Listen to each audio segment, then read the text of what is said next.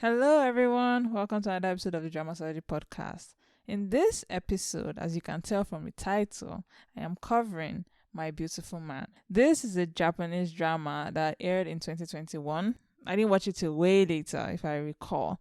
But it's a drama that I have mentioned once or twice on this podcast in a different episode. And, it's a drama that I think actually deserves its own episode because it's very good for a bunch of reasons that it takes getting used to. You have to keep watching it to actually see the beauty of this drama, because otherwise, if you just watch the first few episodes, you might be like, yeah, no, it's not for me. But it's one of those things that the more you watch it, the better it gets.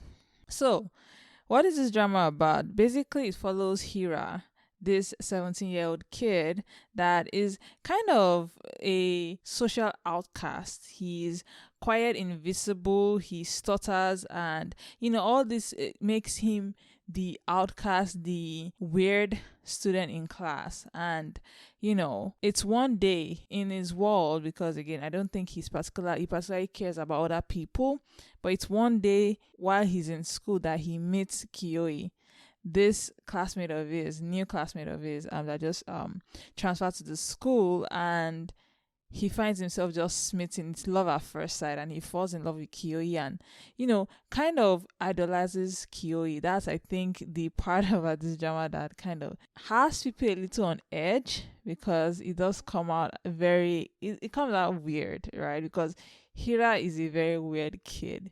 But yeah, he falls in love with Kiyoi, this beautiful man, right? Hence the title. And this is basically the story of their relationship and, what that looks like. So, usually in my episodes, I always talk about like the casting of dramas.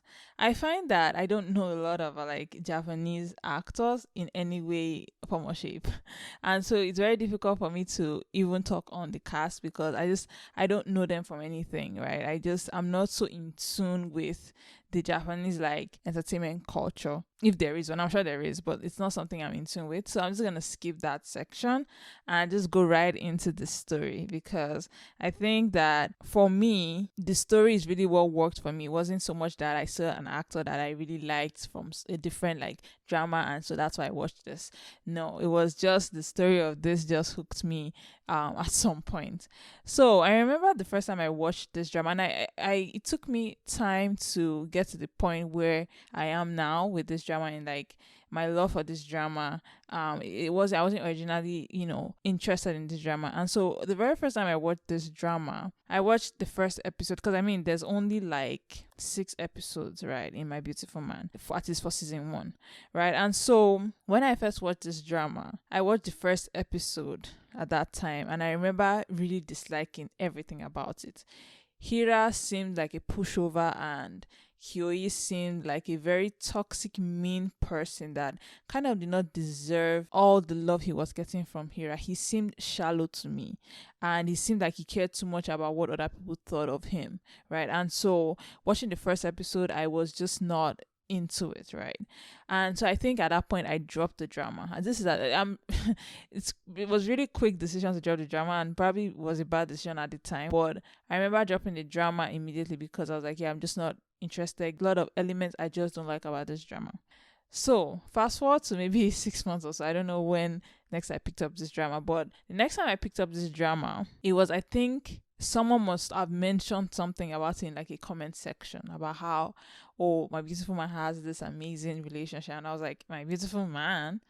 I'm pretty sure I've watched episode 1 of that drama, and it's nonsense. That was what was in my mind. And I was like, there must be something to it, because she made it seem very emotional, very like, she made it seem like there was this poignant feeling to the drama. And I was like, but it just seemed like a high school basic romance, and that's what it is to an extent. But the way she made it seem was that there was more to it, and she described it in a way that it did not fit the image I had in my mind about My Beautiful Man.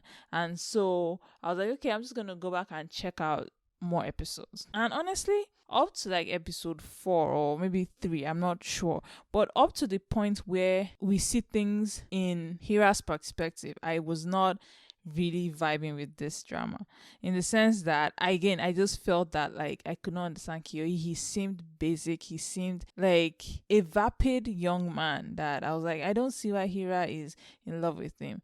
And so it was very difficult for me to watch those few episodes, right? And then I think my mind changed when we get to the end of their like high school years and they are graduating. And that's the scene that Kiyoi initiates a kiss with Hira and then pushes him away, right? That scene, I was like, that's interesting that he would do that, because again, my vibe of him throughout the first few episodes had seemed like he just did not care about Hira in any way, right? And so I was like, okay, that's interesting. And then I watched the next episode, and the next episode is where things switched for me, and I think for a lot of people too. That's the moment where you kind of really understand the kind of person Kiyoi is, and it became easily my favorite because I've also watched season 2. He became easily my favorite character. He's a very deep, very insecure person, but a very genuine person that just wants to be loved. And so the next episode featured the narrative from Kyoi's perspective, right?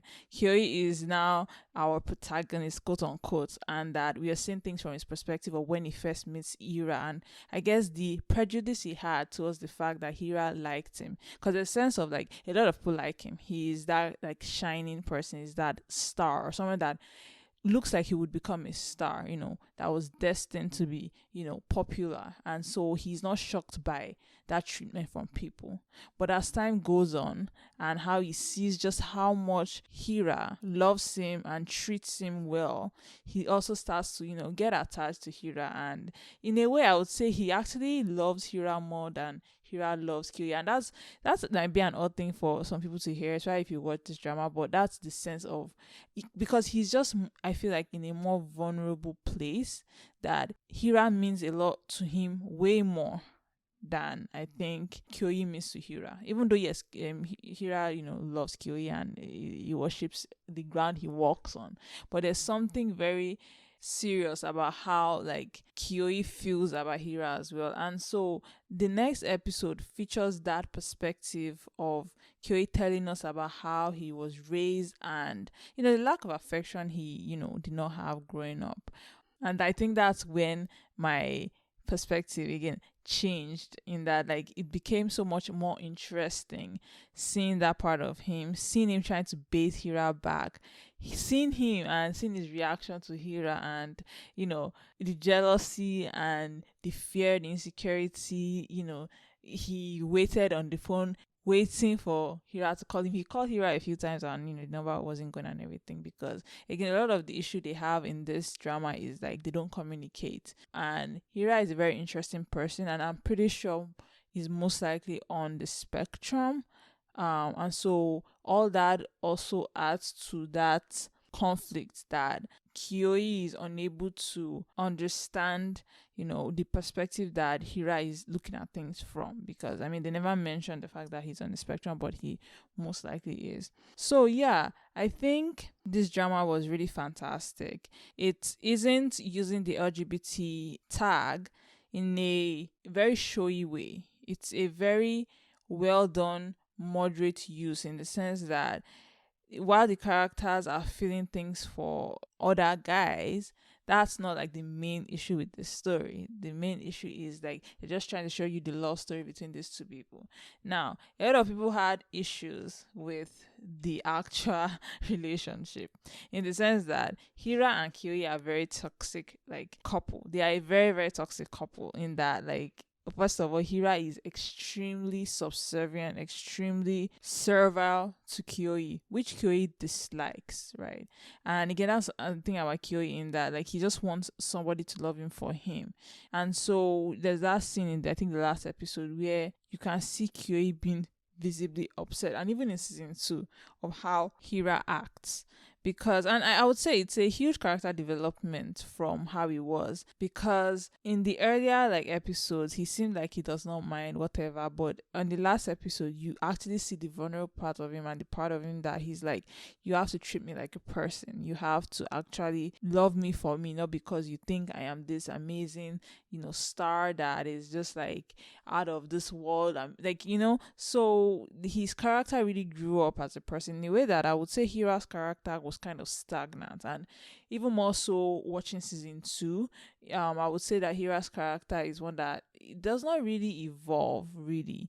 And I mean, that's just, I would say, bad story writing at that point, because I feel like Kiyoi was able to mature and kind of understand Hira and work with their relationship, whereas Hira just kind of remains stagnant. And I would say maybe it's realistic given that he's on the spectrum. I don't know, actually. I'm not sure whether that's something I could associate his like unchanging behavior with, in the sense that you shouldn't really expect him to change. But regardless, people were very, very against their relationship because it is very toxic. Kiyoi does come off as abusive a lot, right? And the worst part is, even though Kiyoi is super abusive, Hira doesn't mind, and I think that freaks people out because I was reading the comments and I could see just how like people were like, what the hell is wrong with Hira, right? But if you understand it from the perspective of, I think he most likely is also has his own like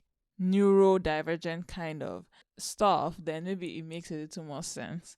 And again, that's also why I dropped the drama for the first few episodes, because there was something very toxic, something very, very high schooly about it. But no, you guys, this is one of those dramas that you have to have patience and just keep watching because it gets better. And yeah, I really enjoyed this drama. I have to say that even though a lot of people dislike the main like unwavering love that Hira has for Kyo, even though a lot of people dislike it and see it kind of in a bad light, I am actually one of those people that I actually don't mind it, in that it's actually one of those tropes that I like. I like devoted leads, regardless. Like, I just like, it's just something about it. A lead that will stand with you, a character that will stand with you throughout anything. There's something very romantic about it. This drama obviously pushes it to the extreme in Hira's character, but again, it's still that trope of like just being there for somebody and never like wavering in your object of affection, right? Because Hira loves Kiyoi to like this point where he's basically crazy about this guy, right? And that's one thing I really like about this drama. I liked that aspect of just Hira being so devoted to Kiyoi that nothing else, nobody else mattered to him. And you see that when he talks to his other classmates, meets other people, he doesn't really care as much.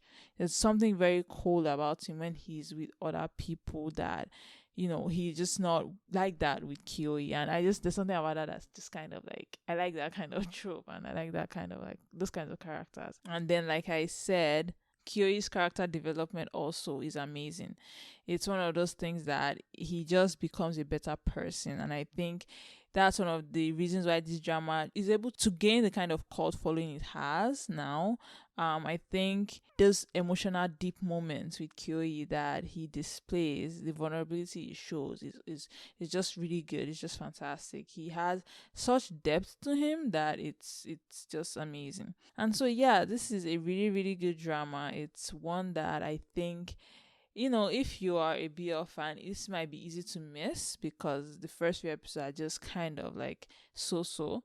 But if you give it time and you actually put in the effort to get to the part where you start to see Kyoi's point of view, you will love this drama. I don't think there's anybody that I've seen that once they get to that part, they are not able to kind of find something to like about this drama at that point, because it's just really, really good in that way that it really switches your perspective and makes you see things differently, and also shows you that the directors and the writers are actually working to show a different drama, right? They're not just doing some basic ass shit. Like, they are actually working to make this seem very good.